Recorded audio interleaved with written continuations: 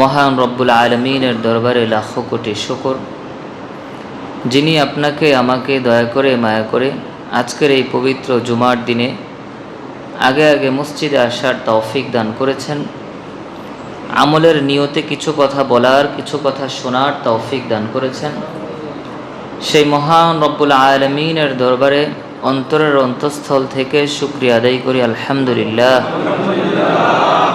আরো জোরে বলি আলহামদুলিল্লাহ।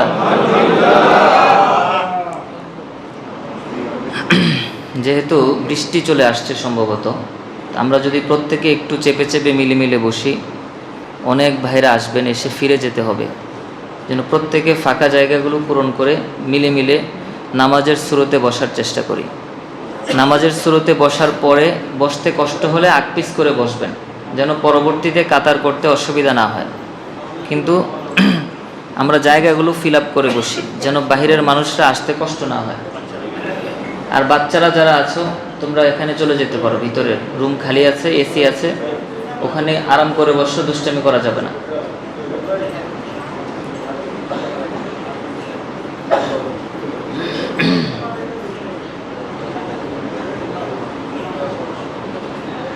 আমাদের মসজিদের ভিতরে যেই পরিমাণ মুসল্লি হয়, রাস্তায় কিন্তু সেই পরিমাণের চেয়ে বেশিও হয় অনেক সময়। বৃষ্টি আসলে তো রাস্তায় বসার সুযোগ আছে? সুযোগ নাই, মুশকিল হয়ে যায়। আল্লাহর কাছে আমরা দোয়া করি, আল্লাহ তাআলা আমাদের মসজিদটাকে উপরের দিকে ওঠার তৌফিক দান করুন।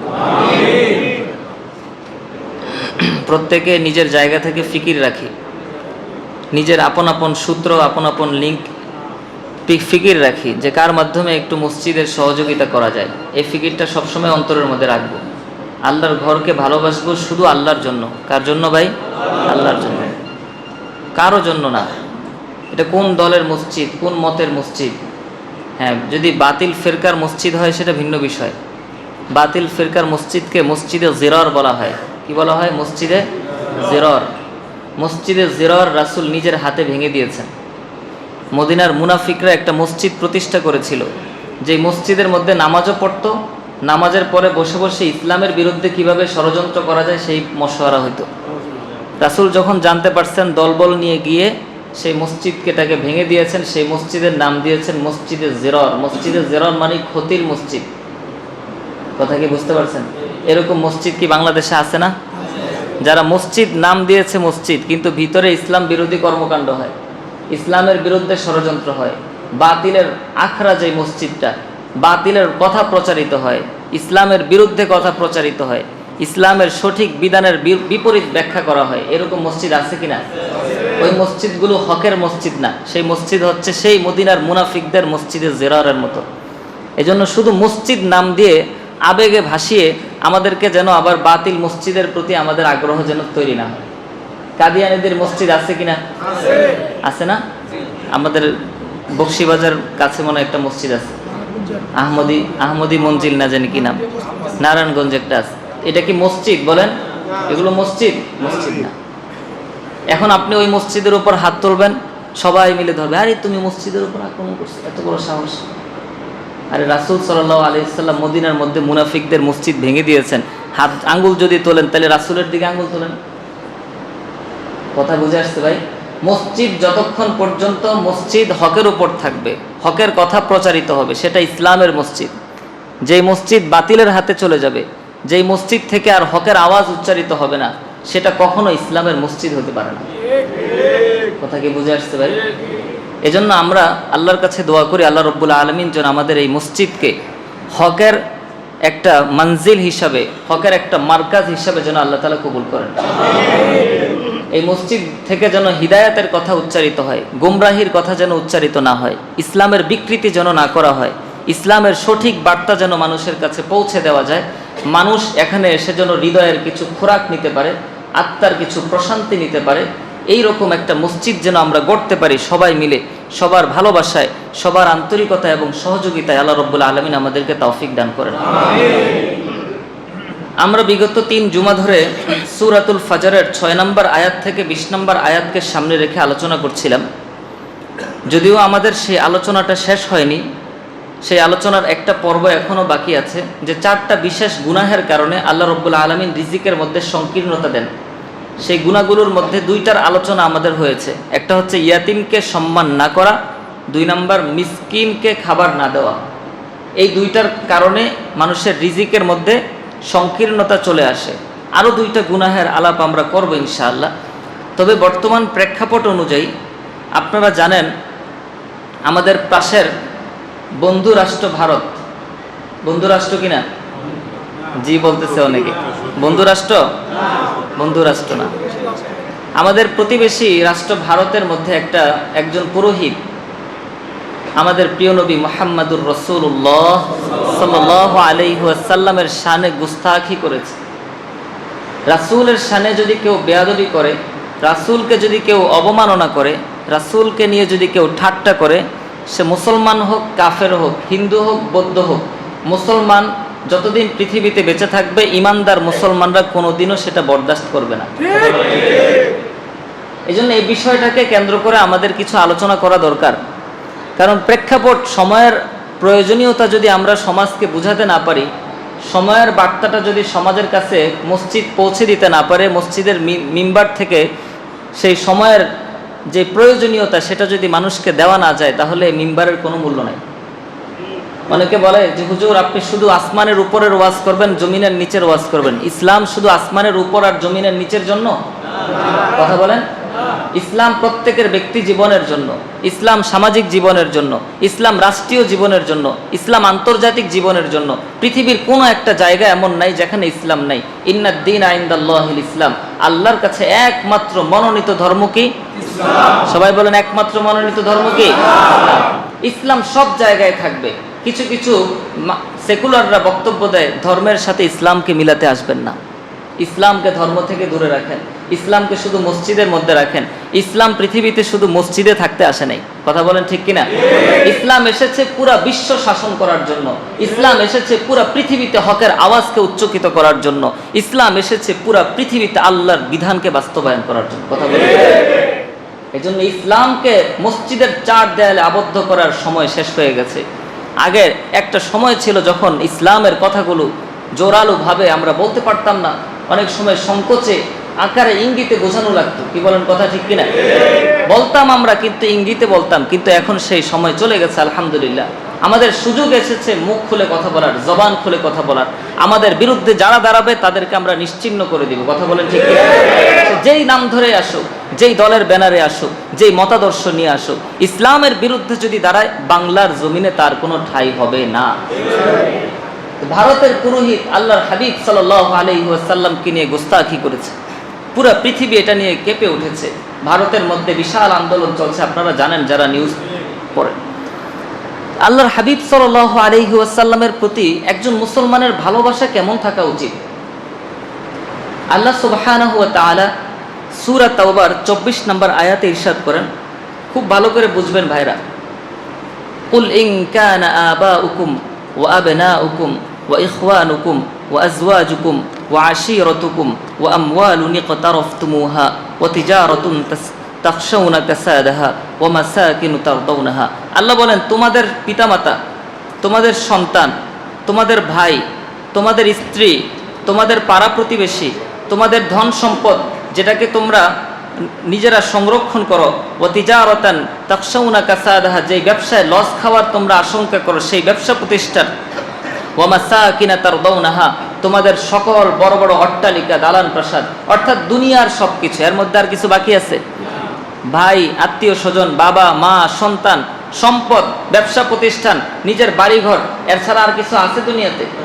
আল্লাহ তাআলা বলেন, এই সব কিছু যদি আহাব্বা ইলাইকুম মিনাল্লাহি ওয়া রাসূলিহি ওয়া জিহাদিন ফি সাবিলি, 3 জিনিস থেকে বেশি প্রিয় হয়ে যায়, এই সব কিছু যদি আল্লাহর থেকে তুমি বেশি ভালোবাসো, তুমি তোমার সন্তানকে রবের চেয়ে বেশি ভালোবাসো, তুমি তোমার বাবাকে আল্লাহর চেয়ে বেশি ভালোবাসো, ওয়া রাসূলি, তার রাসূল, আল্লাহর রাসূলের চেয়ে যদি তুমি তোমার নিজেকে বেশি ভালোবাসো, সন্তানকে বেশি ভালোবাসো, ব্যবসা প্রতিষ্ঠানকে বেশি ভালোবাসো, তোমার অট্টালিকাকে বেশি ভালোবাসো, ওয়া জিহাদিন ফি সাবিলি, আল্লাহর রাস্তায় জিহাদ করা, জিহাদকে যদি তুমি এগুলোর চেয়ে কম ভালোবাসো, জিহাদের চেয়ে যদি এগুলোকে বেশি ভালোবাসো, আল্লাহ বলেন ফাতারাব্বাসু হাত্তা ইয়াতিয়াল্লাহু বিআমরি, আল্লাহর আযাব আসার জন্য অপেক্ষায় থাকো। বলেন নাউযুবিল্লাহ। তাহলে এই পৃথিবীতে আমাদের যা কিছু আছে, আমাদের পিতা মাতা, আমাদের সন্তান, আমাদের ব্যবসা, আমাদের চাকরি, আমাদের সব কিছু, আমাদের যত কাজ আছে, যত অট্টালিকা আছে, সব কিছু থেকে 3 জিনিসকে বেশি ভালোবাসতে হবে। কয় জিনিসকে ভাই? সবাই বলেন কয় জিনিসকে? 1 নাম্বার আল্লাহ, 1 নাম্বারকে আল্লাহ, 2 নাম্বার রাসূল, 3 নাম্বার জিহাদ। সবাই বলেন 3 নাম্বার কি? জিহাদ ফি সাবিলিল্লাহ। এই 3 জিনিসকে যদি আমি আমার জীবনের চেয়ে বেশি ভালোবাসতে পারি, আমি আমার সম্পদের চেয়ে, সন্তানের চেয়ে, সব কিছুর চেয়ে যদি বেশি ভালোবাসতে পারি, তাহলে আমি মুমিন। যদি আমি ভালোবাসতে না পারি, আমার সম্পদ আমার কাছে বেশি দামি হয়, আমার ব্যবসা আমার কাছে বেশি দামি হয়, নামাজের আজান দিয়েছে, আল্লাহর আদেশ আমার সামনে আসলো, ব্যবসা আমার পাশে বাধা হয়ে দাঁড়ালো আমার সামনে, এখন আমি যদি নামাজকে বেছে নেই, তাহলে আমি ভালোবাসলাম কাকে? সবাই বলেন কাকে? আমি যদি ব্যবসার মধ্যেই থাকি, নামাজে আসলাম না, নামাজটা পড়লাম না, তাহলে আমি ভালোবাসলাম কাকে? ব্যবসাকে। কথা কি বুঝে আসছে? এই 3 জিনিস থেকে একজন মুমিন অবশ্যই অবশ্যই এই 3 জিনিসকে পৃথিবীর সব কিছুর উপর প্রাধান্য দিবে। আমার কথা কি বুঝতে পারছেন? সব কিছুর উপর প্রাধান্য দিতে হবে। কেউ যদি বলেন যে না, আমি আল্লাহকে বেশি ভালোবাসি না, তাহলে সে মুমিন। কথা বলেন। কেউ যদি বলেন আমি রাসূলকে এগুলোর চেয়ে বেশি ভালোবাসি না, সে কখনো মুমিন হতে পারে না। কেউ যদি বলে আমি জিহাদকে পছন্দ করি না, জিহাদ শব্দটা শুনলেই আমার শরীরের মধ্যে কাঁপাকাঁপি শুরু হয়ে যায়, কেন, কিসের মারামারি, এগুলো কোনো বিষয় না, ইসলাম এগুলো পছন্দ করে না। আল্লাহর হাবিব সাল্লাল্লাহু আলাইহি ওয়াসাল্লামের একটা নাম নবিয়ুল মালহামা, তিনি যোদ্ধা নবী। রাসূল কি নবী ভাই? যোদ্ধা নবী। পৃথিবীতে বহু নবী রাসূল এসেছেন যাদের উপর জিহাদের বিধান ছিল না, কিন্তু আল্লাহর হাবিব সাল্লাল্লাহু আলাইহি ওয়াসাল্লামকে আল্লাহ তাআলা এমন মর্যাদা দান করেছেন। রাসূল সাল্লাল্লাহু আলাইহি ওয়াসাল্লাম মদিনার মাত্র 10 বছর বয়সে 29-27টা যুদ্ধে নিজে অংশগ্রহণ করেছেন। আপনি চিন্তা করতে পারেন, একজন রাষ্ট্রনায়ক 10 বছরের মধ্যে 27 যুদ্ধে নিজে অংশগ্রহণ করা, 50-এর মতো যুদ্ধ পরিচালনা করা সাহাবায়ে কেরামের দ্বারা, 10 বছর সময়ের মধ্যে একজন শাসকের জন্য সহজ না কঠিন? কথা বলেন, সহজ না কঠিন? কঠিন। সামান্য একটা ইস্যু আমাদের সামনে আসলে, একটা বাহিনী আন্দোলনে নামলে সরকারের কাঁপাকাঁপি শুরু হয়ে যায়, পেরেশানির কোনো শেষ থাকে না, মিটিংয়ের পর মিটিং করতে থাকে, বারবার মিডিয়ার সামনে এসে তাদেরকে বোঝানোর চেষ্টা করে। সামান্য একটা বিষয় যদি সমাজের মধ্যে ঘটে, এটুকু নিয়েই আমাদের রাষ্ট্রপ্রধানরা পেরেশান হয়ে যান। কিন্তু রাসূল সাল্লাল্লাহু আলাইহি ওয়াসাল্লামকে আল্লাহ রাব্বুল আলামিন এমনভাবে সৃষ্টি করেছেন, তিনি তার জীবদ্দশার মাত্র 10 বছরের মধ্যে 27টা যুদ্ধে নিজে সশরীরে অংশগ্রহণ করেছেন। সুবহানাল্লাহ। কষ্টটা কম না বেশি? সবাই বলেন কম না বেশি? বেশি। এজন্য রাসূল সাল্লাল্লাহু আলাইহি ওয়াসাল্লাম বলে দিয়েছেন, উযিতু ফিল্লাহি মা লাম ইউযা আহাদ, আমি আমার আল্লাহর দ্বীনের জন্য যেই পরিমাণ কষ্ট করেছি, যেই পরিমাণ কষ্ট আমাকে সহ্য করতে হয়েছে, পৃথিবীর কেউ দ্বীনের জন্য এত কষ্ট করে না। সুবহানাল্লাহ। বনি ইসরাইলের এক নবীকে করাত দিয়ে 2 টুকরা করে দেওয়া হয়েছিল, আপনারা জানেন। কিন্তু ওই নবীর সেই 2 টুকরা হয়ে যাওয়ার কষ্টের চেয়েও আমার নবী বেশি কষ্ট পেয়ে গেছে। আমার কথা কি বুঝতে পারছেন? এটার দলিল কি? রাসূলের নিজের বক্তব্য, যে আমি দ্বীনের জন্য যেই পরিমাণ কষ্ট করেছি, যেই পরিমাণ কষ্ট পেয়েছি, শুধু একজন মানুষকে হত্যা করে দিলেই কষ্ট হয় না ভাই, হত্যা ছাড়াও আরো বড় কষ্ট দেওয়া যায়। একজন মানুষ হত্যা, তার যদি আপনি মেরে ফেলেন, সে যেটুকু পরিমাণ কষ্ট পাবে, আপনি আয়না ঘরে 10 বছর বন্দি করে রাখেন, 10 বছর টানা তার চোখটা বাঁধা, সে কিছুই করতে পারে না, কিছুই বলতে পারে না, গোসল করতে পারে না, একটু বাঁচার জন্য আপনি খাবার দিচ্ছেন, তাকে তিলে তিলে শেষ করে দিচ্ছেন, বলেন হত্যার চেয়ে এই কষ্টটা বেশি না? কথা বলেন বেশি কিনা? বেশি। তাহলে শুধু হত্যা করে দিলেই কষ্ট হয় না, হত্যার চেয়েও বাঁচিয়ে রেখে বেশি কষ্ট দেওয়া যায়। রাসূল বেঁচে থেকে ইসলামের জন্য সেই কষ্ট করে গেছেন, ইসলামের জন্য নিজের দাঁত হারিয়েছেন, নিজের আঙুল কেটেছেন, নিজের কপালের মধ্যে তরবারির সেই শিরস্ত্রাণের অংশ ঢুকে গেছে, লোহার অংশ পাত ঢুকে গেছে, যেই লোহার পাতটা কেউ বের করতে পারছিল না, রক্তক্ষরণ হচ্ছিল রাসূল সাল্লাল্লাহু আলাইহি ওয়াসাল্লাম। পৃথিবীর সর্বশ্রেষ্ঠ মানব আল্লাহ রাব্বুল আলামিন, যাকে এই পৃথিবীতে সবচেয়ে বেশি ভালোবাসেন, আল্লাহ তাআলা সবচেয়ে বেশি ভালোবাসেন কাকে? রাসূল সাল্লাল্লাহু আলাইহি ওয়াসাল্লাম। তাকে দিয়ে আল্লাহ তাআলা কত কষ্ট করিয়েছেন, কত কষ্ট করিয়েছেন। কারণ দুনিয়ার জীবনটা আরামের জীবন না। আর দুনিয়া সিজনুল মুমিন ওয়া জান্নাতুল কাফির, এই হাদিস আমরা ভুলে যাই। রাসূল বলেন দুনিয়া হচ্ছে মুমিনদের জন্য কারাগার। দুনিয়া মুমিনদের জন্য কি? কারাগার। কারাগার শান্তির জায়গা? কথা বলেন শান্তির জায়গা? আর কাফেরদের জন্য জান্নাত। কাফেরদের জন্য কি? জান্নাত। কাফেররা দুনিয়াতে ভোগ করবে, মুমিনরা দুনিয়াতে কষ্ট করবে। কোনো মুমিন যদি মনে করে যে না, আমি কোনো কষ্ট সহ্য করতে পারবো না, আমি ফজরে আসতে পারবো না, আমার ঘুম আমার কাছে প্রিয়। হ্যাঁ, কখনো আপনার ব্যতিক্রম হয়ে যেতে পারে, কখনো মিস হয়ে যেতে পারে, সেটা ভিন্ন বিষয়। একজন মুমিন যদি বলে না আমি আমার এই কষ্ট সহ্য করতে পারবো না, তাহলে সে দুনিয়াকে জান্নাত বানাতে চায়। আমার কথা বুঝেন নাই? দুনিয়াতে কি বানাতে চায়? জান্নাত বানাতে চায়। দুনিয়া জান্নাত কাদের জন্য? সবাই জবাব দেন। কাফেরদের জন্য। দুনিয়া কারাগার কাদের জন্য? মুমিনদের জন্য। আপনা আমাকে চিন্তা করতে হবে, আমি কি কারাগারে আছি? সেই অনুভূতিটা আমার মধ্যে আছে কিনা। যদি কারাগারে থাকি তাহলে আমার ভিতরে কষ্ট থাকতে হবে। যদি আমি শান্তিতে থাকি, জান্নাতের মতো আরাম ভোগ করি, কোনো কষ্ট গায়ে মাখতে চাই না, তাইলে বুঝতে হবে ঈমান আমার সাথে। কথা কি বুঝতে পারছেন ভাই? আল্লাহ তাআলা বলেন 3 জিনিসকে এই পৃথিবীর সব কিছুর চেয়ে বেশি ভালোবাসতে হবে। কয় জিনিসকে? 1 নাম্বার আল্লাহ, 2 নাম্বার রাসূলুল্লাহ, 3 নাম্বার জিহাদ ফি সাবিলিল্লাহ। ভালোবাসতে পারবো তো ইনশাআল্লাহ?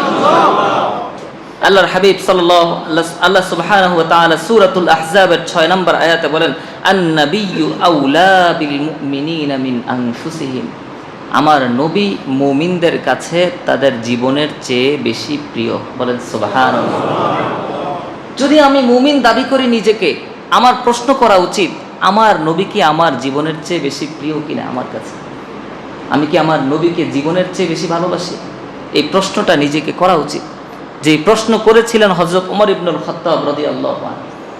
হযরত ওমর ইবনুল খাত্তাব রাদিয়াল্লাহু আনহু আব্দুল্লাহ বিন হিশাম রাদিয়াল্লাহু আনহু থেকে বর্ণিত, তিনি বলেন কুন্না মা রাসূলিল্লাহি সাল্লাল্লাহু আলাইহি ওয়াসাল্লাম, বুখারী শরীফের 6632 নম্বর বর্ণনা।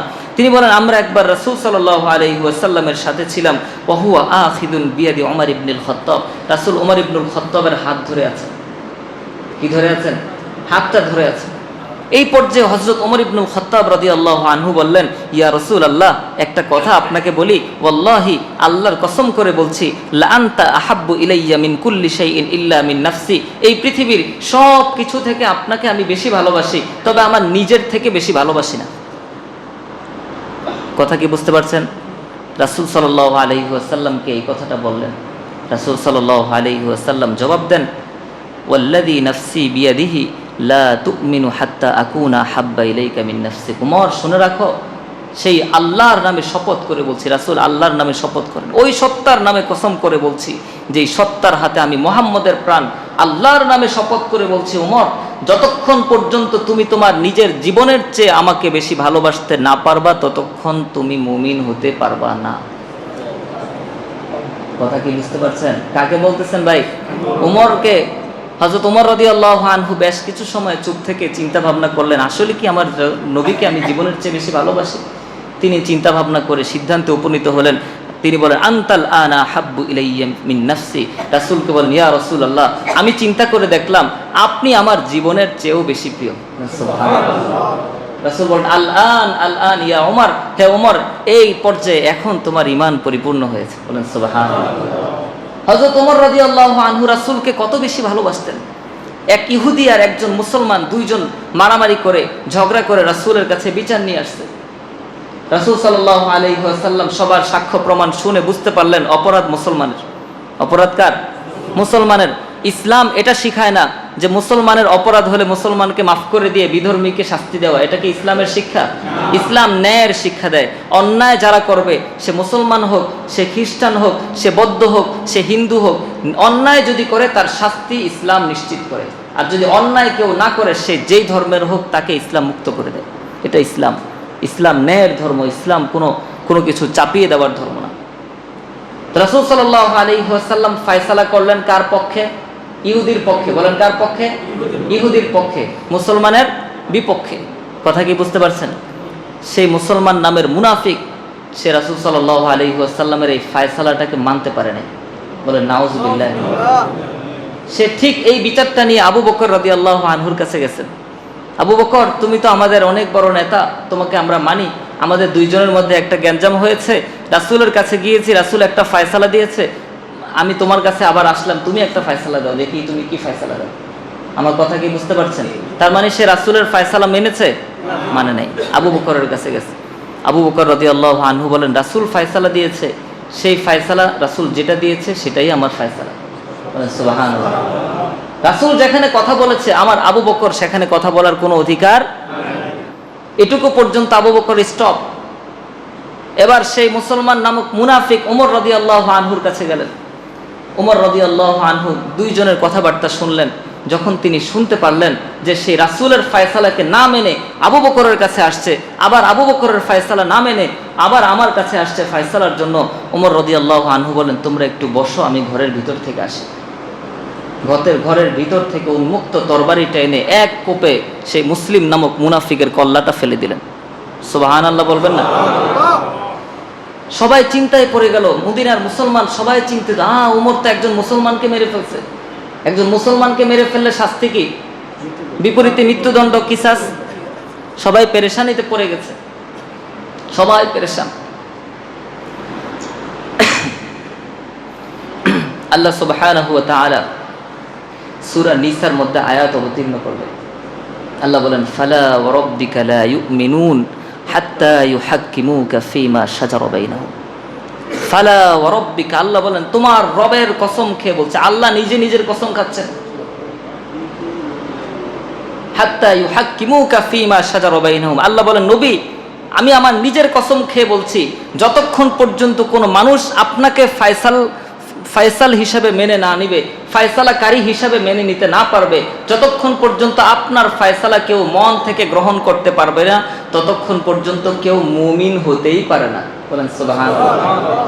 আল্লাহ আয়াত নাজিল করে বুঝিয়ে দিয়েছেন, ওমর যেই ব্যক্তিকে হত্যা করেছে সে কোনো মুমিন ছিল না, সে মুসলমান ছিল না, সে ছিল মুসলমান নামক গাদ্দার, মুসলমান নামক বেঈমান, মুসলমান নামক মুনাফিক। যেই ব্যক্তি রাসূলের ফয়সালা মানবে না, রাসূলের সিদ্ধান্তের বিরুদ্ধে অবস্থান নিবে, পৃথিবীতে তার বেঁচে থাকার কোনো অধিকার নেই। কথা বলেন ঠিক কিনা? আল্লাহ জানিয়ে দিলেন। আল্লাহ আয়াত নাজিল করলেন কার পক্ষে? ওমরের পক্ষে। ওমর রাদিয়াল্লাহু আনহু সেই কাজটা উনি চিন্তা করে করেন নাই যে এই কাজটা কি করা আমার উচিত নাকি উচিত না। তিনি করেছেন, আমার রাসূলের কথা তুমি মানবা না, তোমার বেঁচে থাকার কোনো অধিকার। কতটা ভালোবাসছেন রাসূলকে চিন্তা করে দেখেন। চিন্তাও করেন নাই যে একজন মুসলমানকে মারলে আমার যদি আবার মৃত্যুদণ্ড হয়, আরে সেটা পরের চিন্তা, মরলে মরবো, মৃত্যুদণ্ড হলে হবে। আমার সামনে যদি রাসূলকে কেউ গালি দেয়, তার বিরুদ্ধে মামলা করা পর্যন্ত অপেক্ষা করা যাবে না, তাকে এখানেই শেষ করে দিতে হবে। কথা বলেন, এটাই সঠিক সিদ্ধান্ত। একজন মুসলমানের সামনে যখন নবীকে গালি দেওয়া হবে, সেই মুসলমান অপেক্ষা করবে না যে রাষ্ট্রীয়ভাবে তার শাস্তি আমি নিশ্চিত করা পর্যন্ত বসে থাকবো। এতটুক অপেক্ষা কোনো মুমিন আশিকে রাসূল এত বেশি ধৈর্য ধারণকারী হতে পারে না। আমরা ধৈর্যশীল, কিন্তু আমরা কিছু কিছু ক্ষেত্রে ধৈর্য ধরতে পারি না। কথা বলেন ঠিক কিনা? কিছু ক্ষেত্রে আমরা ধৈর্য ধরতে পারি না। আমার নবীকে নিয়ে কটূক্তি করলে, ইসলামকে নিয়ে কটূক্তি করলে, আমি মুসলমান ধৈর্যের জাতি, আমি মুসলমান সবরের জাতি, কিন্তু এক্ষেত্রে আমার কোনো ধৈর্য নাই। কথা বলেন ঠিক কিনা? এক্ষেত্রে কোনো ধৈর্য থাকতে পারে না। হযরত আলী রাদিয়াল্লাহু আনহু তিনি বলেন, আমরা রাসূলকে কত বেশি ভালোবাসতাম। আলী রাদিয়াল্লাহু আনহু বলেন, রাসূল সাল্লাল্লাহু আলাইহি ওয়াসাল্লাম কাইফা কানা হুব্বুকুম লিরাসূলিল্লাহি সাল্লাল্লাহু আলাইহি ওয়াসাল্লাম। আলী রাদিয়াল্লাহু আনহুকে এক ব্যক্তি জিজ্ঞেস করেন, আলী তোমরা রাসূলকে কেমন ভালোবাসতা? আলী রাদিয়াল্লাহু আনহু বলেন, কানা আহাব্বা ইলাইনা মিন আমওয়ালিনা ওয়া আওলাদিনা ওয়া আবাইনা ওয়া উম্মাহাতিনা ওয়া মিনাল মাইল বারিদি আলা যামাই। তিনি বলেন, রাসূল সাল্লাল্লাহু আলাইহি ওয়াসাল্লাম আমাদের কাছে আমাদের সন্তান, আমাদের পিতামাতা, আমাদের সম্পদ, এমনকি একজন পিপাসার্ত মানুষ প্রচণ্ড পিপাসার মুহূর্তে এক ফোঁটা পানির প্রতি যেমন কাতর থাকে, এক ফোঁটা পানি যেমন সে কামনা করে, সেই মুহূর্তে পানিটা তার কাছে যত বেশি প্রিয় হয়, আল্লাহর হাবিব আমাদের কাছে এর চেয়ে বেশি প্রিয় ছিলেন। কি উদাহরণটা দিয়েছেন আপনি চিন্তা করছেন? একজন মানুষ মৃত্যু সজ্জায়, সে এক ফোঁটা পানি পেলে হয়তো তার জীবনটা বাঁচবে, এই মুহূর্তে তার কাছে পানির মূল্য কত? নিজের জীবনের সমান কিনা? কথা বলেন, জীবনের সমান কিনা? আলী রাদিয়াল্লাহু আনহু বলেন, সেই পিপাসার মুহূর্তে এক ফোঁটা পানির যেমন মূল্য, এক ফোঁটা পানিকে আমরা যেমন ভালোবাসি, আমরা রাসূলকে তার চেয়ে বেশি ভালোবাসি। এক সাহাবী এসে রাসূলকে জিজ্ঞেস করেন, ইয়া রাসূলুল্লাহ আইনা সাআহ, ইয়া রাসূলুল্লাহ কিয়ামত কবে হবে? রাসূল বলেন, কিয়ামত কবে হবে সেটা তোমার জানার দরকার আছে? যখন কিয়ামত হওয়ার তখন হবে, তুমি এই প্রশ্ন করতে আসছো কেন? ওমা আদাত্তা লাহা, তুমি কিয়ামত যে হবে জিজ্ঞেস করতেছো, তুমি এর জন্য কি তৈরি করেছো? কিয়ামতের ময়দানে দাঁড়ানোর জন্য কি প্রস্তুতি আছে তোমার? সেই সাহাবী জবাব দেয়, ইয়া রাসূলুল্লাহ আমার কোনো আমল নাই, কোনো প্রস্তুতি নাই, ইল্লা আন্নী উহিব্বুল্লাহ ওয়া রাসূলা, তবে আমি আল্লাহ এবং রাসূলকে ভালোবাসি। আমার কোনো আমল নাই, আমার কোনো প্রস্তুতি নাই কিয়ামত দিবসে দাঁড়ানোর জন্য, কিন্তু আমার একটা বিষয়ে কনফিডেন্স আছে, আমি ভালোবাসি আল্লাহ এবং রাসূলকে। সুবহানাল্লাহ। এটুকু আমার সম্বল, এটুকু আমার আছে। আমার অন্তরের মধ্যে আল্লাহর ভালোবাসা আছে, রাসূলের ভালোবাসা আছে। কিয়ামত দিবসে যদি দাঁড়াই, আমি এটুকু নিয়েই দাঁড়াতে পারবো, আর কোনো সম্বল আমার নাই। রাসূল সাল্লাল্লাহু আলাইহি ওয়াসাল্লাম এত বেশি খুশি হলেন, এত বেশি খুশি হলেন, রাসূল বলেন আনতা মা'a মান আহাব্বা, আমি ঘোষণা দিয়ে দিলাম, তুমি তোমার অন্তরে যার মহব্বত আছে, তুমি যাকে ভালোবাসো, কিয়ামতের ময়দানে তুমি তার সাথেই থাকবা। সুবহানাল্লাহ। সাহাবায়ে কেরাম বলেন, এই ঘোষণা শোনার পর সাহাবীদের অন্তরে এত বেশি খুশি, সাহাবায়ে কেরামের খুশিতে চোখ বড় বড় হয়ে গেছে। সাহাবায়ে কেরাম এত বেশি খুশি, হযরত আনাস রাদিয়াল্লাহু আনহু বলেন, কোনোদিন এত বেশি খুশি হতে আমি সাহাবায়ে কেরামকে দেখি নাই। কারণ প্রত্যেকটা সাহাবার অন্তরে এই বিষয়টা আছে যে এই পৃথিবীতে আমরা সবচেয়ে রাসূলকে বেশি ভালোবাসি। এই ব্যাপারে কোনো সন্দেহ নাই, এই ব্যাপারে কোনো সংশয় নাই, এই ব্যাপারে সবার কনফিডেন্স আছে, এই ব্যাপারে সবার শতভাগ আস্থা আছে যে আমরা ভালোবাসি রাসূলকে, ভালোবাসি আল্লাহকে। আরে রাসূলকে আল্লাহকে যদি ভালো না বাসতো, বদরের যুদ্ধে অস্ত্র শস্ত্র ছাড়া সামান্য কিছু বাহিনী এত বড় কাফেরের মোকাবেলায় এগিয়ে যেতে পারতো না। কথা বলেন ঠিক কিনা? উহুদের প্রান্তরে এমন বিপর্যস্ত মুহূর্তে মুসলমানরা ঘুরে দাঁড়াতে পারতো না। খন্দকের সেই সংকটময় মুহূর্তে মুসলমানরা পেটের মধ্যে পাথর বেঁধে ইসলামের জন্য যে কষ্ট, অবর্ণনীয় কষ্ট স্বীকার করেছেন, সাহাবায়ে কেরাম এসে রাসূলকে বলেন, ইয়া রাসূলুল্লাহ, ক্ষুধার যাতনায় বাঁচি না, পেটের মধ্যে একটা পাথর দেখেন। খুলে দেখালো, কারণ পেটের মধ্যে যখন পেট খালি থাকে, পাথর যদি চাপ দিয়ে বেঁধে দেওয়া হয়, পেটের ক্ষুধাটা একটু কম অনুভূত হয়, সেই জন্য তারা পেটের মধ্যে পাথর বেঁধে রাখতেন। রাসূল বলেন, তোমরা কতটুকু কষ্ট করছো? রাসূল নিজের জামাটা খুলে দেখাচ্ছেন, দেখো আমার পেটে 2টা পাথর। সুবহানাল্লাহ বলবেন না? যদি তাদের অন্তরে ইসলামের প্রতি ভালোবাসা না থাকতো, রাসূলের প্রতি ভালোবাসা না থাকতো, আল্লাহর প্রতি যদি ভালোবাসা না থাকতো, তারা ইসলামের জন্য এই কোরবানি করতে পারতো না। কি না করেছে সাহাবায়ে কেরাম ইসলামের জন্য, কি না করেছে, কি না করেছে। নিজের সন্তানকে হত্যা করেছে যুদ্ধের ময়দানে, কারণ সে কাফেরদের পক্ষ হয়ে আসছে। আমার কথা বুঝতে পারছেন? একটা পিতা সন্তানের মোকাবেলা করা, এটা কি সহজ বিষয়? যে সন্তানকে ছোটবেলায় কত কষ্ট করে, কত রাত নির্ঘুম থেকে সন্তানকে লালন পালন করে একটা পিতামাতা বড় করে, সেই সন্তানের ঘাড়ে অস্ত্র ধরা, এটা কি সহজ বিষয়? অস্ত্র ধরতে পেরেছেন কেন? কারণ অন্তরের মধ্যে ভালোবাসা ছিল কার? অন্তরের মধ্যে ভালোবাসা ছিল রাসূলের, অন্তরের মধ্যে ভালোবাসা ছিল ইসলামের।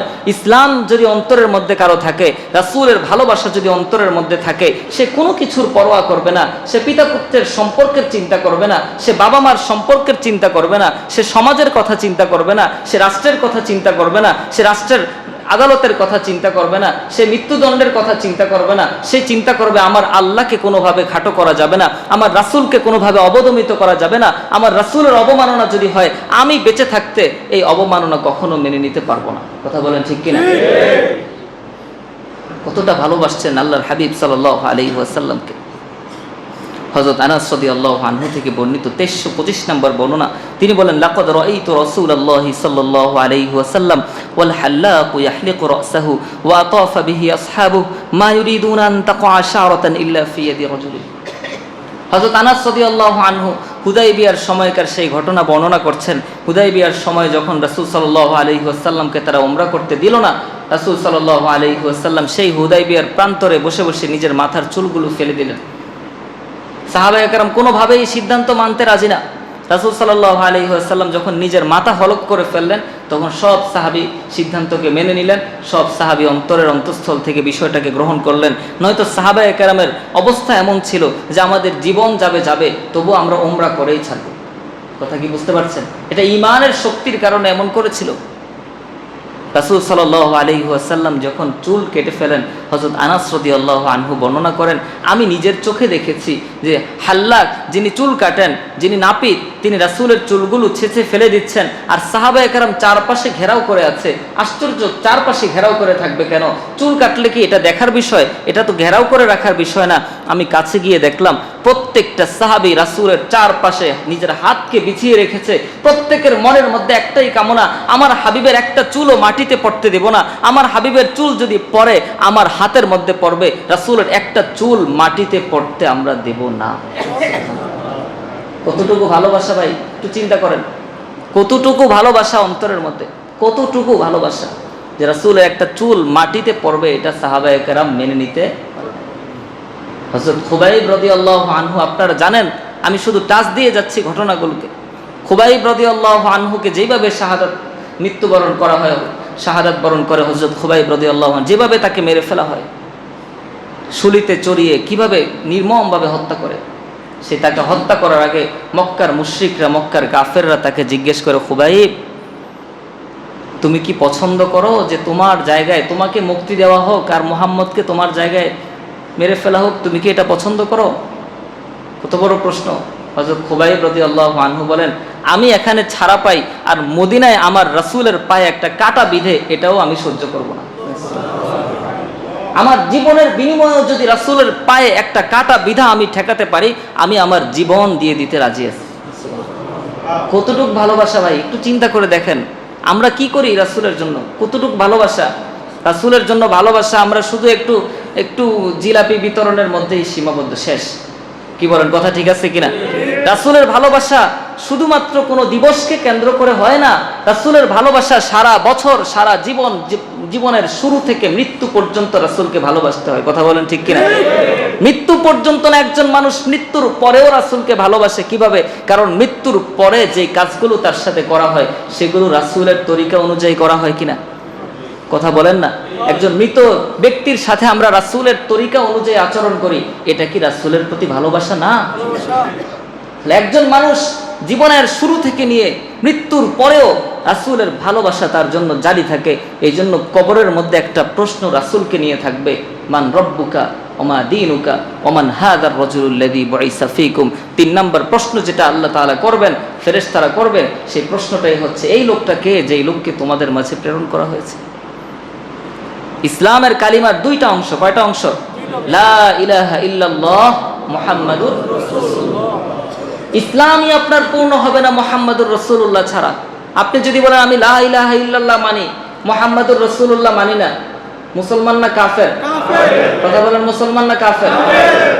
যদি বলেন শুধু মুহাম্মাদুর রাসূলুল্লাহ মানি, লা ইলাহা ইল্লাল্লাহ মানি না, মুসলমান না কাফের? দুইটাই মানতে হবে। লা ইলাহা ইল্লাল্লাহ, এক আল্লাহকে মানতে হবে, মুহাম্মাদুর রাসূলুল্লাহ সাল্লাল্লাহু আলাইহি ওয়াসাল্লামকে রাসূল হিসাবে মানতে হবে। আল্লাহ কোরআন পাঠিয়েছেন, নিজের কালাম কিতাব পাঠিয়েছেন, লিখিত আকারে, তথ্য আকারে, সূত্র আকারে, সংবিধান আকারে, সেটার বাস্তবিক প্রয়োগ দেখিয়ে গিয়েছেন কে? মুহাম্মাদুর রাসূলুল্লাহ। কেউ যদি বলে আমি কোরআনের ব্যাখ্যা নিজ থেকে করব, রাসূলের ব্যাখ্যা আমি নিব না, তার এই ব্যাখ্যা গ্রহণযোগ্য? কথা বলেন, গ্রহণযোগ্য হবে? রাসূলের সেই পুরা জিন্দেগি, 23 বছরের নবুয়তের জিন্দেগি পুরাটা আল কোরআনের ব্যাখ্যা। পুরাটা কি ভাই? আল কোরআনের ব্যাখ্যা। রাসূল কোরআনের বাহিরে কোনো কাজ করেছেন? কথা বলেন, করেছেন? আমরা সেদিকে যাচ্ছি না। সাহাবায়ে কেরাম রিজওয়ানুল্লাহি আলাইহিম আজমাইন কতটা ভালোবাসছেন। উরওয়া ইবনে মাসউদ রাদিয়াল্লাহু আনহু, তিনি যখন হুদাইবিয়ার সন্ধির সময় মক্কার মুশরিকদের পক্ষ থেকে রাসূলের কাছে গিয়েছেন কথা বলার জন্য, মক্কার প্রতিনিধি হয়ে, কাফেরদের প্রতিনিধি হয়ে তিনি কাফেরদের কাছে ফিরে আসলেন। সবাই ঘিরে ধরল, কি অর্জন করে আসছো, কি কথা বলে আসছো, সমাধানের কোনো পথ কি পেয়েছো? তিনি বলেন, আমি এমন এক জায়গায় গিয়েছি, এমন এক মানুষের কাছে গিয়েছি, পৃথিবীর কোনো রাজা বাদশাকে এত সম্মান আমরা পেতে দেখি নাই। পৃথিবীর কোনো রাজা বাদশার কর্মচারীরা তার রাজাকে এত বেশি সম্মান আমি করতে দেখি নাই। আমি অনেক দেশে গিয়েছি, লাকাদ ওয়াফাততু আলাল মুলুক ওয়াকাদ আল্লাহি লাকাদ ওয়াফাততু আলা কিসরা ওয়া কায়সার ওয়ান নাজাশি। আমি কিসরায় গিয়েছি, আমি কায়সার গিয়েছি, আমি নাজাশির কাছে গিয়েছি। আল্লাহি ইন রাআইতু মালিকান কাত্তু ইউআযযিমু আসহাবুহু মা ইউআযযিমু আসহাবু মুহাম্মাদিন মুহাম্মাদা। মুহাম্মাদের সাহাবীরা, মুহাম্মাদের সঙ্গীরা মুহাম্মদকে যত বেশি তাজিম করে, যত বেশি সম্মান করে, যত বেশি ভালোবাসে, কোন বাদশাকে আমি তার সঙ্গীরা এত বেশি ভালোবাসতে দেখি নাই। সুবহানাল্লাহ। তারা বলেন, কিছু প্রমাণ দাও দেখি, কিছু দৃষ্টান্ত শোনাও কেমন ভালোবাসে। বলে, আমি তোমাদের সামনে 3টা দৃষ্টান্ত দিচ্ছি, 3টা উদাহরণ দিচ্ছি যেটা আমি নিজের চোখে দেখে আসছি। তিনি বলেন, ইন তানাখমান উখামান মা ওয়াকাত ইল্লা ফি কাফি রাজুলিন। মুহাম্মদকে তার সাহাবীরা এত বেশি ভালোবাসে, এত বেশি ভালোবাসে, রাসূল যদি একটা থুতু ফেলেন, সেই থুতুটা সাহাবায়ে কেরাম মাটিতে পড়তে দেয় না। সেই থুতুটা কারো না কারো হাতে যায়, কারো না কারো হাতে পড়ে, তারা তালাফা বিহা ওয়াজহাহু ওয়া জিলদাহু, সেই থুতু মোবারক নিয়ে তারা নিজেদের চেহারা আর শরীরের মধ্যে মেখে ফেলে। কেমন ভালোবাসা ভাই, একটু চিন্তা করেন। 2 নম্বর দৃষ্টান্ত দাও, ওয়াইন আমারহুম ইবতাদারু আমরাহু, রাসূল সাল্লাল্লাহু আলাইহি ওয়াসাল্লাম যদি তাদেরকে একটা আদেশ করে এটা একটু নিয়ে আসো, ইবতাদারু ইলা আমরিহি, সবাই সেই কাজ করার জন্য দৌড় দেয়। সুবহানাল্লাহ। কেউ কারো দিকে তাকায় না। আমি যদি বলি ভাই একটু পানি আনতো, তাহলে একজন আরেকজনের দিকে তাকাবে কিনা? কথা বুঝেন নাই? একজন আরেকজনের দিকে তাকাবে না, পিছন থেকে হয়তো এক ভাই উঠে যাবে, এটাই তো স্বাভাবিক অবস্থা। কিন্তু রাসূল সাল্লাল্লাহু আলাইহি ওয়াসাল্লাম যখন আদেশ করতেন একটু পানি নিয়ে আসো, সবাই দৌড় দিত। সুবহানাল্লাহ। কতটা ভালোবাসে একটু চিন্তা করেন, যে আমি মানবো, আমি মানবো। প্রত্যেকে চিন্তা করে এটা আমি করব, এটা আমি করব, এটা আমি করব। 3 নম্বর দৃষ্টান্ত দাও, তিনি বলেন ইন তাওয়াদ্দা কাদু ইয়াক্তাতিলুনা আলা ওযুহি, রাসূল যখন ওযু করেন, ওযুর যে অবশিষ্ট পানি, সেই পানি মোবারক নেওয়ার জন্য রীতিমতো যুদ্ধ শুরু হয়ে যেত। আমার কথা কি বুঝতে পারছেন? কতটুকু ভালোবাসা অন্তরে থাকলে এই কাজ করা যায়, কত বেশি ভালোবাসা থাকলে। হযরত আবু বকর সিদ্দিক রাদিয়াল্লাহু আনহু রাসূল সাল্লাল্লাহু আলাইহি ওয়াসাল্লামের জন্য কি না করেছেন, নিজের জীবনটা দিয়ে দিয়েছেন, পুরো জীবনটা দিয়ে দিয়েছে শুধু রাসূলের পিছনে, রাসূলের জন্য। হযরত আবু বকর সিদ্দিক রাদিয়াল্লাহু আনহু যেদিন মারা যাবেন, মৃত্যু শয্যায় শায়িত, তিনি তার আশপাশের সন্তানদেরকে জিজ্ঞেস করেন, আইয়ু ইয়াউমিন হাদা, বাবারা আজকে কোন দিন, আজকে দিনের নাম কি? সবাই বলে ইয়াউমুল ইসনাইন, আজকে তো সোমবার। কি বার? সোমবার। হযরত আবু বকর সিদ্দিক রাদিয়াল্লাহু আনহু আল্লাহর কাছে দোয়া করেন, আল্লাহ আমার তো হায়াত নাই, আমি জানি, আমি চলে যাচ্ছি আমি জানি, কিন্তু আমার অন্তরের কামনা, আমার হাবিব সোমবারে মারা গিয়েছে, আমার মৃত্যু যদি হয় আজকে মাগরিবের আগেই আমাকে নিয়ে যাও। সুবহানাল্লাহ বলবেন না? কতটুকু ভালোবাসে একটু চিন্তা করেন। কোনো মানুষ কি মরতে চায়? দোয়া তো করবে, আল্লাহ আমার হায়াতকে আরো 1 বছর বাড়াইয়া দাও। তিনি বলে, আল্লাহ আমার যদি মৃত্যু তুমি লিখে রাখো, আমার হাবিব আজকের দিনে মারা গিয়েছে, সোমবারে মারা গিয়েছে, আমিও সোমবারে মরতে চাই, আমার মৃত্যুটা মাগরিবের আগেই যেন হয়ে যায়। আল্লাহ তাআলা তার দোয়াকে কবুল করেছেন, তিনিও সোমবারেই ইন্তেকাল করেছেন। সুবহানাল্লাহ। কতটা ভালোবাসা তাদের অন্তরের মধ্যে ছিল। হযরত তালহা বিন বারা রাদিয়াল্লাহু আনহু, কোন সাহাবীর কথা বাদ দিব, প্রত্যেকটা সাহাবী তো রাসূলের ভালোবাসার একটা জ্বলন্ত নমুনা, জ্বলন্ত প্রমাণ। হযরত তালহা বিন বারা রাদিয়াল্লাহু আনহু রাসূলের ছোট্ট এক সাহাবী, বয়স মাত্র 13 বছর। বয়স কত? 13 বছর মাত্র বয়স। কুবা অঞ্চলে থাকতেন, মদিনার পাশে। বাবার সাথে আসছে রাসূলের সাথে সাক্ষাৎ করার জন্য হিজরতের পরে। রাসূল দেখে ছেলেটাকে খুব ভালো লাগলো। রাসূল বলেন, তুমি কি ইসলামকে পছন্দ করো? হ্যাঁ। কতটুকু পছন্দ? সব কিছুর জন্য ছেড়ে দিতে পারি ইসলামের জন্য। বলে, তুমি কি তোমার বাবাকেও ছাড়তে পারবা? আমি যদি তোমাকে আদেশ করি যে তুমি তোমার বাবাকে এখন হত্যা করে ফেলো, তুমি কি মানতে পারবা? বলে, ইয়া রাসূলুল্লাহ, আপনি আদেশ করতে দেরি, আমি আমার বাবার কল্লা ফেলে দিতেও দেরি করব না। ছোট্ট বাচ্চা, 13 বছরের বাচ্চা, যেই বাবা তাকে লালন পালন করে বড় করছে। রাসূল বলেন, আমার আদেশে কি তোমার বাবাকে মেরে ফেলতে পারবা? বলে, হ্যাঁ, আমি আমার বাবাকেও মেরে ফেলতে পারবো। আপনি কি বলেন? সে সাথে সাথে খঞ্জন নিয়ে বাবার দিকে ছুটছে।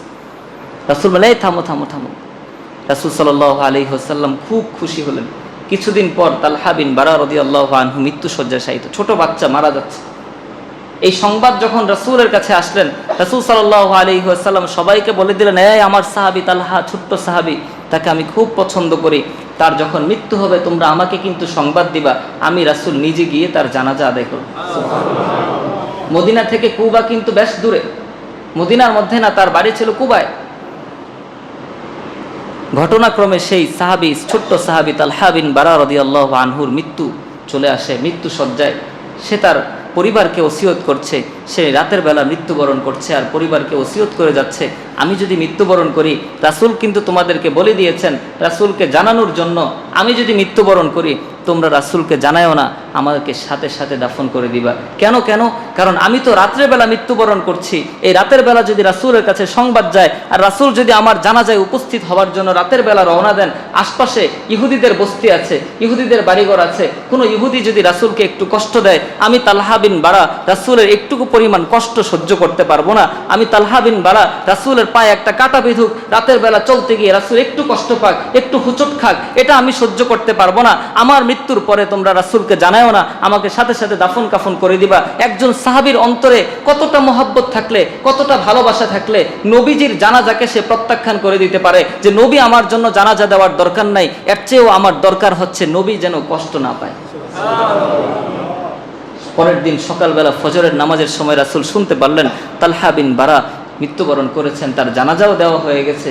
রাসূল সাল্লাল্লাহু আলাইহি ওয়াসাল্লাম এই কথা শোনার পর রাসূল তার জন্য একটা দোয়া করেছেন, এমন এক দোয়া করেছেন, সাহাবী বর্ণনাকারী সাহাবী বলেন এমন দোয়া পৃথিবীর কারো জন্য আমি রাসূলকে করতে দেখি নাই। রাসূল কি দোয়া করেছেন? রাসূল বলেন আল্লাহুম্মা ইলহাক তালহাতা ওয়া আনতা তাদহাকু ইলাইহি ওয়া হুয়া ইয়াদহাকু ইলাইকা। আল্লাহ, আপনি তালহার সাথে আমার সাহাবী, আমার মহব্বতকারী সাহাবী, আমার ভালোবাসার সাহাবী তালহার সাথে এমন অবস্থায় আপনি সাক্ষাৎ করবেন যে অবস্থায় আপনিও তার দিকে তাকিয়ে হাসছেন, সেও আপনার দিকে তাকিয়ে হাসছে।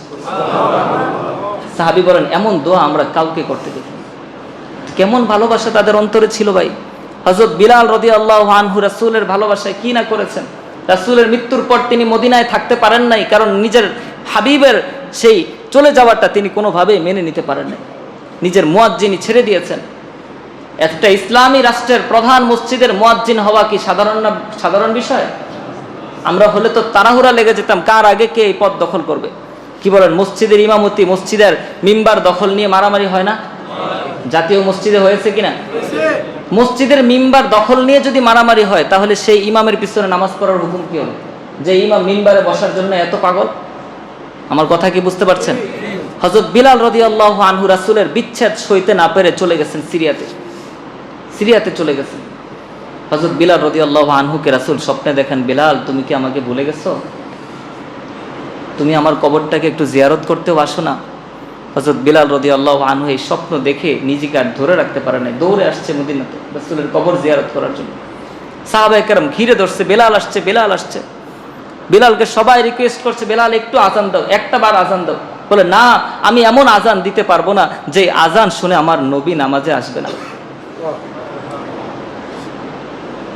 আমি যখন জীবনে আজান দিতাম, রাসূলের জীবদ্দশায় যখন আজান দিতাম, আমার আজান শোনার পর নবী নামাজে আসতেন। আমি এমন আজান দিতে পারবো না যে আজান শুনে আমার নবী মসজিদে আসবে না। আমি আজান দিতে পারবো না। হযরত বিলাল রাদিয়াল্লাহু আনহুকে কেউ মানাতে পারছে না যে একটু আজান দাও, কেউ মানাতে পারছে না। সর্বশেষ হযরত হাসান হুসাইনকে ডেকে নিয়ে আসা হলো যে তারা তো রাসূলের নাতি, তারা যদি একটু সুপারিশ করে, তারা যদি বলে, আশা করা যায় বিলাল রাদিয়াল্লাহু আনহু মেনে নিবে। রাসূল সাল্লাল্লাহু আলাইহি ওয়াসাল্লামের নাতিরা দুইজন এসে যখন বলল, বিলাল আঙ্কেল আপনি একটু আজান দেন, চাচা যান একটু আজান দেন। আমরা বলছি বিলাল রাদিয়াল্লাহু আনহু রাসূলের নাতিদের কথাটা ফেলে দিতে পারেন নাই, কিন্তু তিনি আল্লাহু আকবার বলে আজান শুরু করলেন। তার আওয়াজ মদিনাবাসী শোনার সাথে সাথে মদিনার প্রত্যেকটা মানুষের অন্তরের মধ্যে এক ঢেউ খেলে গেল। প্রত্যেকটা মানুষ বাড়িঘর থেকে বের হয়ে চলে আসলো, কারণ রাসূলের জামানায় তারা যে আওয়াজ শুনেছে এই আওয়াজটা আজকে শোনা যাচ্ছে। কেমন যেন রাসূল আমাদের মাঝে চলে আসছেন, রাসূল মনে হয় আমাদের মাঝে ফিরে আসছেন। সেই যুগের অনুভূতিটা তাদের অন্তরের মধ্যে চলে আসছে। তারা দৌড়ে মসজিদের দিকে আসার শুরু করলো। হযরত বিলাল রাদিয়াল্লাহু আনহু চারবার আল্লাহু আকবার বললেন, আশহাদু আল্লা ইলাহা ইল্লাল্লাহ বললেন, আশহাদু আন্না মুহাম্মাদার রাসূলুল্লাহ। রাসূলের নামটা যখন আসলো, রাসূল বিলালের মনের মধ্যে আসলো, আরে রাসূল তো নাই, রাসূল তো বেঁচে নাই, রাসূল তো নামাজে আসবে না। এই কথা অন্তরের মধ্যে আসার সাথে সাথে তিনি বেহুশ হয়ে পড়ে যান।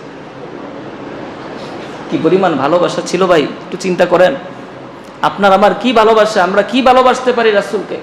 আমরা হয়তো বছরে একটা অনুষ্ঠান করি রাসূলের জন্য, রাসূলের সুন্নতের কোনো খবর নাই, রাসূলের আদেশের কোনো খবর নাই, রাসূলের আদর্শের কোনো খবর নাই, রাসূলের যেই জীবনী সেই জীবনীর আলোচনার কোনো খবর নাই, রাসূলের যেই রেখে যাওয়া আদর্শ, রেখে যাওয়া ইসলাম সেটাকে বাস্তবায়নের কোনো খবর নাই। মনে রাখবেন, রাসূলের ভালোবাসা শুধু 2-4 বার দুরূদ শরীফের মাধ্যমে হয় না, রাসূলের ভালোবাসা পুরা ইসলামকে প্রতিষ্ঠা করার মাধ্যমে হয়। কথা বলেন ঠিক কিনা? হযরত বিলাল রাদিয়াল্লাহু আনহু আবারও সিরিয়ায় চলে যান। রাসূল সাল্লাল্লাহু আলাইহি ওয়াসাল্লাম জান্নাতে যাওয়ার পর বিলালের পায়ের আওয়াজ শুনতে পাইছেন। আপনারা জানেন না এটা? রাসূল হাদিসের মধ্যে বলেন, সামিআতু, আমি তোমার পায়ের আওয়াজ শুনেছি, বাইনা ইয়াদাই, আমি আমার সামনে তোমার পায়ের আওয়াজ শুনেছি। একজন সাহাবীর পায়ের আওয়াজ কেন সামনে থেকে শোনা যাবে? কোন সাহাবী কি রাসূলের সামনে হাঁটবে? আমার কথা বুঝেন নাই। সামনের পায়ের আওয়াজ শুনবো কখন? আমি যখন সে সামনে হাঁটবে তখন। পিছনে যদি হাঁটে পায়ের আওয়াজ তো কোত্থেকে আসবে? পিছন থেকে আসবে। রাসূল বলেন, আমি আমার সামনে তোমার পায়ের আওয়াজ শুনেছি। মুহাদ্দিসিনে কেরামের ব্যাখ্যা করেন যে বিলালের একটা বিশেষ আমল ছিল। সে বিলালের বিশেষ আমলটা হচ্ছে রাসূল যেখানেই যেতেন বিলাল সবসময় সামনে সামনে হাঁটতেন। বিলাল সামনে সামনে হেঁটে রাস্তার মধ্যে কোনো কাঁটা আছে কিনা, রাস্তার মধ্যে কোনো কষ্টদায়ক বস্তু আছে কিনা, রাস্তার মধ্যে কোনো গাছের ডাল আছে কিনা, রাসূলের কষ্ট যেন না হয় এই বিষয়টা খেয়াল রাখার জন্য বিলাল সবসময় সামনে সামনে হাঁটতেন। বিলাল সবসময় সামনে সামনে হেঁটে এই নিরাপত্তাটা নিশ্চিত করতেন। যেহেতু বিলাল দুনিয়াতেও রাসূলের সামনে সামনে হেঁটেছেন, আল্লাহ রাব্বুল আলামিন জান্নাতে যাওয়ার পরেও রাসূল বিলালের পায়ের আওয়াজটা সামনে থেকে শুনিয়েছেন। চিন্তা করতে পারেন? আল্লাহু আকবার, আল্লাহ। সেই রাসূলকে যদি অবমাননা করা হয় কোনো মুসলমান কখনো মানতে পারে না। রাসূল অবমাননার শাস্তি একটাই, তার পৃথিবীতে বেঁচে থাকার কোনো অধিকার নাই। অধিকাংশ মুহাদ্দিসিনে কেরাম, অধিকাংশ ফুকাহায়ে কেরাম বলেছেন তার তওবাও কবুল করা হবে না। সে যদি বলে আমি ভালো মানুষ হয়ে গেছি, তওবা করলাম, তার তওবাও গ্রহণযোগ্য হবে না। তুমি যদি তওবা করো আল্লাহ তোমাকে মাফ করলে করবে, কিন্তু আমরা তোমাকে ছাড় দেব না। এটাই হচ্ছে ফতোয়া। বাদশাহ হারুনুর রশিদ ইমাম মালিক রহমতুল্লাহি আলাইহির কাছে ফতোয়া জিজ্ঞেস করেন। ইমাম মালিক তখন ইমাম ছিলেন হযরত মালিক রহমতুল্লাহি আলাইহি, মালিক বিন আনাস রহমতুল্লাহি আলাইহি। তার কাছে ফতোয়া জিজ্ঞেস করেন কেউ যদি নবীকে গালি দেয় তার বিধান কি হবে। বাদশাহ ফতোয়া জানতে চেয়েছেন। কেউ কেউ, উনি বলেন কেউ কেউ তো বলছে তাকে একটু প্রহার করলেই হবে, তাকে বেত্রাঘাত করলেই নাকি হবে। আপনার কাছে জানতে চাই তার ফতুয়া কি হবে। হযরত ইমাম মালিক রহমতুল্লাহি আলাইহি বলেন বাদশাহ আপনাকে ফতুয়া দিব কি, ফতুয়া পরের কথা। মা মা হুকমু বাকাইল উম্মতি বাদা শাতমি নবিয়্যিহা, তিনি বলেন মা বাকাউল উম্মতি বাদা শাতমি নবিয়্যিহা। তিনি সাথে সাথে একটা ঘোষণা দিলেন। তিনি বলেন নবীকে যদি দুনিয়াতে গালি দেওয়া হয়, নবীকে গালি দেওয়ার পরে এই উম্মতের বেঁচে থাকার অর্থটা কি? এই উম্মতের বেঁচে থাকার অর্থটা কি? নবীকে গালি দেওয়া হবে, এই উম্মত বেঁচে থাকবে, এটার অর্থ কি? ফতুয়া তো সব পরের কথা। নবীকে গালি দেওয়ার পরে এই উম্মত কিভাবে স্থির থাকতে পারে? তারপর তিনি ফতুয়া দিয়েছেন মান শাতামা কুতিলা, কেউ যদি কোনো নবীকে, মান শাতামাল আম্বিয়া কুতিলা, কেউ যদি কোনো নবীকে, শুধু আমাদের নবী না কোনো নবীকে যদি কেউ গালি দেয় কুতিলা, তার শাস্তি হচ্ছে তাকে সাথে সাথে মেরে ফেলতে হবে। এটাই হচ্ছে ইসলামের বিধান। আপনি বলতে পারেন আমার বাক স্বাধীনতা, আমি যার নামে ইচ্ছা যা কিছু বলতে পারি। এটা যদি আপনার বাক স্বাধীনতা হয়ে থাকে তাহলে আপনাকে মেরে ফেলাও ইসলামের স্বাধীনতা। কথা বলেন ঠিক কিনা? এটা যদি আপনার অধিকার হয়, আপনাকে দুনিয়া থেকে তাড়িয়ে দেওয়া, দুনিয়া থেকে নিশ্চিহ্ন করে দেওয়া ইসলাম আমাকে অধিকার দিয়েছে। কথা বলেন ঠিক কিনা? বাক স্বাধীনতা কায়েম করবেন, ইসলামের স্বাধীনতা কায়েমে আমরা একটুও ছাড় দিব না। এই জন্য প্রিয় ভাই, পরিস্থিতি খুব নাজুক। প্রত্যেকটা দিন, প্রতিদিন পরপর একটা খারাপ সংবাদ আমাদের কাছে আসছে। প্রত্যেকটা বিষয় কেমন যেন একটা পরিণতির দিকে এগিয়ে যাচ্ছে। এই কথা আমি আগেও বলেছি। সমস্ত বিষয়, পুরো পৃথিবীর চিত্রটা আপনি সামনে রেখে চিন্তা করেন, সবকিছু কেমন যেন একটা পরিণতির দিকে এগিয়ে যাচ্ছে, একটা পরিণতির দিকে এগিয়ে যাচ্ছে। সবাই চিন্তা করেছে মনে হয় দেশ ভালো হয়ে যাবে, মনে হয় দেশের মধ্যে একটা স্থিতিশীলতা ফিরে আসবে। কিন্তু দেখা যাচ্ছে কিছু মানুষ রাষ্ট্রীয় ক্ষমতা নতুন করে পাওয়ার পরে তারা ইসলাম বিরোধী বিধানগুলোকে বাস্তবায়নের চেষ্টা করে যাচ্ছে। কথা বলেন ঠিক কিনা? তাহলে এই স্বাধীনতার কি মানে? স্বাধীনতা মুসলমান মানুষ যে নিজের জীবন দিয়েছে, ইসলামের বিরুদ্ধে আইন পাশ করার জন্য জীবন দিয়েছে। আবু সাইদ মারা গিয়েছে ইসলামের বিরুদ্ধে আইন প্রতিষ্ঠার জন্য। কিন্তু এই কাজগুলোই হচ্ছে পাশের দেশ থেকে আমরা একের পর এক বৈষম্যমূলক আচরণ লক্ষ্য করছি। সেই স্বাধীনতা যুদ্ধে তারা একটু সহযোগিতা করেছে শুধুমাত্র নিজেদের স্বার্থে, যেই স্বার্থ তারা গত 53 বছর ধরে হাজারো লক্ষ গুণ বেশি নিয়ে নিয়েছে। কথা বলেন ঠিক কিনা? কিন্তু সেই পাশের রাষ্ট্র থেকে একের পর এক আমাদের উপর বিভিন্ন আক্রমণ আসছে, আমাদেরকে হেয় করা হচ্ছে। আমাদের ব্যাপারে তাদের মন্ত্রীরা বক্তব্য দেয় যে এই পারের মানুষ ওই পারে গেলে ঝুলায়া রাখবে, মাথা নিচে দিয়ে ঝুলায়া রাখবে। একটা রাষ্ট্র যদি বন্ধু রাষ্ট্র হয় তাহলে বন্ধুর প্রতি বন্ধু এমন কথা বলে?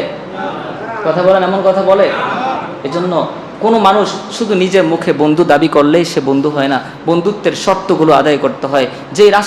যেই রাষ্ট্রপ্রধান ইসলামের দুশ্মনকে ছায়া দেয়, যে নিজে ইসলামের দুশ্মন, যে কাশ্মীরের মধ্যে হাজারো লক্ষ মানুষকে নির্বিচারে বিনা অপরাধে হত্যা করতে পারে, সে কখনো মুসলমানদের বন্ধু হতে পারে না। কথা বলেন ঠিক কিনা? সে যেই ধর্মের লোক হোক না কেন, যেই রাষ্ট্রের লোক হোক না কেন, ইসলামের বিরুদ্ধে যদি অবস্থান নেয়, মুসলমানরা কোনো দিকে তাকাবে না। তার দেশ কত বড়, তার সাথে আমি পারবো কি পারবো না সেটা চিন্তা পরের বিষয় ভাই। আমি আমার জীবন যতক্ষণ আছে আমার নবীর ইজ্জতকে আমি রক্ষা করব। আমার নবীর ইজ্জত যদি না থাকে আমি মুসলমান হয়ে পৃথিবীতে কেন বেঁচে রইলাম? আমার মুসলমান হওয়ার দামটা কি? আমি যদি আমার নবীর ইজ্জতকে রক্ষা করতে না পারি, কিয়ামতের ময়দানে কোন মুখে আমি নবীর সামনে দাঁড়াবো তার সুপারিশ নেওয়ার জন্য? কোন মুখে দাঁড়াবো যে নবী আমার সুপারিশ, আমাকে আমার জন্য একটু সুপারিশ করেন? রাসূলের সুপারিশ ছাড়া কোনো মানুষ জান্নাতে যেতে পারবে না।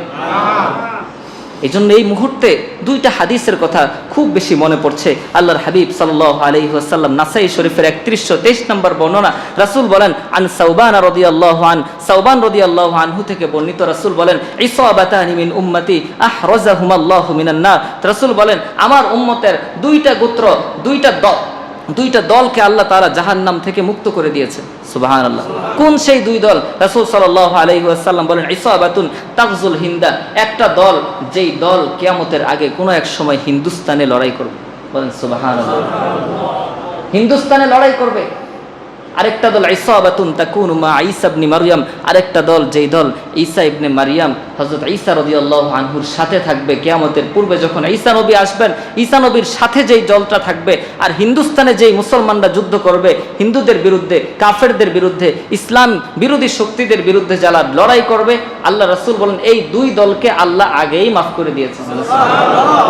পরিণতি সেদিকেই যাচ্ছে প্রিয় ভাই। আপনি খুব ভালো করে ফিকির করেন, আন্তর্জাতিক অবস্থাগুলো চিন্তা করেন, দেশের সার্বিক অবস্থা চিন্তা করেন, দেখবেন পরিণতি কেমন যেন একটা যুদ্ধের দিকে চলে যাচ্ছে, কেমন যেন পরিণতিটা স্বাভাবিক অবস্থায় নাই। একের পর এক ঘটনা ঘটছে, একের পর এক উস্কানিমূলক ঘটনা ঘটছে। ভারতের মুসলমানরা যেখানে কত বেশি নির্যাতিত, কত বেশি নিপীড়িত, কত বেশি চুপচাপ থাকেন, সেই মুসলমানরাও আজকে মানতে পারে নাই, তারাও ময়দানের মধ্যে নেমে আসছে। অবস্থা বুঝাচ্ছে যে খুব শীঘ্রই এই পুরা ভারতবর্ষের মধ্যে একটা বড় কিছু হতে যাচ্ছে। কিন্তু আমরা মুসলমান রাসূলের হাদিসে বিশ্বাস করি। আমাদের সামনে দুইটা রাস্তা আছে, ফারিকুন ফিল জান্নাহ ফারিকুন ফিস সাইর, একটা জান্নাতের রাস্তা, একটা জাহান্নামের রাস্তা, মাঝখানে কোনো রাস্তা নাই। একদল ইসলামের পক্ষে যুদ্ধ করবে, আরেক দল চুপচাপ বসে থাকবে। যেই দল ইসলামের পক্ষে লড়াই করবে তারা জান্নাতে যাবে, যেই দল ইসলামের পক্ষে যুদ্ধ করবে না তারা জান্নাতে যেতে পারবে না। আমরা মাঝামাঝি অপেক্ষা করার কোনো সুযোগ নাই। আমাদের যদি এমন কোনো পরিবেশ আছে, এমন কোনো পরিস্থিতি আসে, রাসূলের ইজ্জত রক্ষা করার জন্য, ইসলামকে প্রতিষ্ঠা করার জন্য, ইসলামের বিধানকে, আল্লাহর কথাকে আল্লাহর জমিনে কায়েম করার জন্য যদি আরেকটা লড়াইয়ের প্রয়োজন হয়, আরেকটা যুদ্ধের প্রয়োজন হয়, আরেকটা মুক্তিযুদ্ধের প্রয়োজন হয়, আরেকটা বদরের প্রয়োজন হয়, আরেকটা উহুদের প্রয়োজন হয়, আরেকটা খন্দকের প্রয়োজন হয়, আরেকটা হুনাইনের প্রয়োজন হয়, আরেকটা ইয়ামামার প্রয়োজন হয়, আমরা মুসলমানরা যতদিন পর্যন্ত এই দেশে বেঁচে আছি, যতদিন পর্যন্ত আমার হায়াত আছে, আমি সুস্থ হই অসুস্থ হই, আমার জীবন থাকা অবস্থায় আমি সেখানে লড়াই করব, আমি ইসলামের জন্য লড়াই করব, আমি আমার জীবন দিয়ে দিব। তবু আল্লাহর কালিমা, রাসূলের কথাকে উঁচু করেই ছাড়বো ইনশাআল্লাহ। কথা বলে কোনোভাবেই পিছপা হওয়ার সুযোগ নাই, মাঝখানে অবস্থানের সুযোগ নাই। আল্লাহ বলেই দিয়েছেন জিহাদকে ভালোবাসতে হবে। জিহাদ আল জিহাদু মাযিন ইলা ইয়াউমিল কিয়ামা, জিহাদ কিয়ামত পর্যন্ত অবশিষ্ট থাকবে। জিহাদ দুনিয়া থেকে হারায়া যায় নাই, জিহাদ আবারও ফিরে আসবে। জিহাদ আছে, যদি জিহাদের ময়দানে সঠিকভাবে সঠিক পক্ষে যদি ডাক আছে, তাহলে আমরা প্রত্যেকে অংশগ্রহণ করার জন্য প্রস্তুত আছি ইনশাআল্লাহ। কি করব? নিজের জীবন দিয়ে আল্লাহর জন্য শাহাদাত শহীদ হয়ে যাই, আল্লাহর জন্য নিজের জীবনকে বিলিয়ে দেই। রাসূলের ইজ্জত রক্ষার্থে নিজের জীবনকে যদি আমি দিতে পারি, তাহলে আমার চেয়ে বড় সৌভাগ্যবান আর কেউ হতে পারে না। কথা বলেন ঠিক কিনা? এই জন্য ভারতের এই ধরনের কর্মকাণ্ডের আমরা তীব্র নিন্দা জানাচ্ছি, যাকে রাষ্ট্রের পক্ষ থেকে প্রোটেকশন দেওয়া হচ্ছে, রাষ্ট্রের পক্ষ থেকে তাকে নিরাপত্তা দেওয়া হচ্ছে। মুসলমানদের দাবি দাওয়াগুলো কিন্তু তারা এখনো মানে নাই, কারণ তারা নিজেরাই তো খারাপ। কথা বলেন ঠিক কিনা? নিজেরাই তো খারাপ। আপনি রাষ্ট্রপ্রধানের কাছে বিচার চাইতে যাবেন হত্যার, রাষ্ট্রপ্রধান নিজেই তো হত্যাকারী। তো হত্যাকারী আবার হত্যাকারীর কিসের বিচার করবে? আমার কথা বুঝতে পারছেন? আপনি দুর্নীতির বিচার কেমনে আরেকজন দুর্নীতিবাজের কাছে দেন? আমরা তো এটাই গত 15 বছর করে আসছি। আমরা গুমের বিচার দিচ্ছি যিনি গুম করেন তার কাছে। কথা বলেন ঠিক কিনা? আমরা হত্যার বিচার দিচ্ছি যিনি হত্যা করেন তার কাছে। আমরা জুলুমের বিচার দিচ্ছি, দুর্নীতির বিচার দিচ্ছি যিনি সবচেয়ে বড় দুর্নীতিবাজ তার কাছে। সবচেয়ে বড় দুর্নীতিবাজ কখনো দুর্নীতির বিচার করতে পারে না, সবচেয়ে বড় হত্যাকারী কখনো হত্যার বিচার করতে পারে না। এই জন্য মুসলমানদেরকে আল্লাহ শক্তি দিয়ে দিয়েছেন, কাতিলুহুম ইউআযযিবহুমুল্লাহু বিআইদিকুম। আল্লাহ বলেন মুসলমানরা আল্লাহর নাম নিয়ে ময়দানে ঝাঁপায়া পড়ো, তোমাদের হাতের দ্বারা, তোমাদের তরবারির দ্বারা, তোমাদের অস্ত্রের দ্বারা আল্লাহ কাফেরদেরকে শাস্তি দিবেন। আল্লাহ এই শক্তি মুসলমানদেরকে দিয়ে দিয়েছেন, সেই শক্তি ব্যবহারের সুযোগ আসছে। প্রিয় ভাই, রাসূলের ইজ্জতের প্রশ্নে কাউকে ছাড় দিব না। ইসলাম বিরোধী কোনো আইন এই দেশে বাস্তবায়ন হতে দিব না। এই দেশের হাজারো মানুষ শাহাদাত বরণ করেছে, মৃত্যুবরণ করেছে ট্রান্সজেন্ডার ইস্যুকে এই দেশের মধ্যে বাস্তবায়নের জন্য না, সমকামিতাকে বৈধতা দেওয়ার জন্য না। এই দেশের মধ্যে যদি এই ধরনের হীন কোনো চক্রান্ত হয় যে ভারতের হাত থেকে আমেরিকার হাতে দেশ চলে গিয়েছে, এটা মুসলিম জাতি মেনে নিবে না, বাংলার মুসলমানরা মেনে নিবে না। বাংলার মুসলমান স্বাধীনতা চায়, বাংলার মুসলমান ভারতকেও খেদাতে চায়, আমেরিকাকেও খেদাতে চায়। সবার সাথে আমরা কূটনীতিক সম্পর্ক রাখবো, কিন্তু কারো দাসত্ব গ্রহণ করব না। কথা বলেন ঠিক কিনা? আমরা নিজেরা মাথা উঁচু করে দাঁড়াবো, আমাদের সেই সম্ভাবনা আছে, সেই সম্ভাবনাগুলোকে কাজে লাগাতে হবে। নিজেরা মাথা উঁচু করব, সবার সাথে সম্পর্ক রাখবো, কিন্তু কারো গোলাম হয়ে কারো সামনে মাথা নত করে আর বেঁচে থাকার সুযোগ নাই। কথা বলেন ঠিক না? এই জন্য প্রিয় ভাই, আল্লাহ রাব্বুল আলামিন আমাদের সবাইকে রাসূলের প্রকৃত ভালোবাসা যেন আমরা অন্তরের মধ্যে লালন করতে পারি, রাসূলকে যেন মন থেকে ভালোবাসতে পারি। ভালোবাসাটা যেন শুধু মুখে না থাকে, আমাদের আমলে, আমাদের ব্যক্তি জীবনে, পারিবারিক জীবনে, সামাজিক জীবনে, রাষ্ট্রীয় জীবনে যেন আমরা রাসূলের ভালোবাসাকে প্রতিষ্ঠা করতে পারি। রব্বুল আলামিন আমাদেরকে সেই তৌফিক দান করেন। সবাই বলেন আমিন। ওয়া আখিরু দাওয়ানা আলহামদুলিল্লাহি রাব্বিল আলামিন।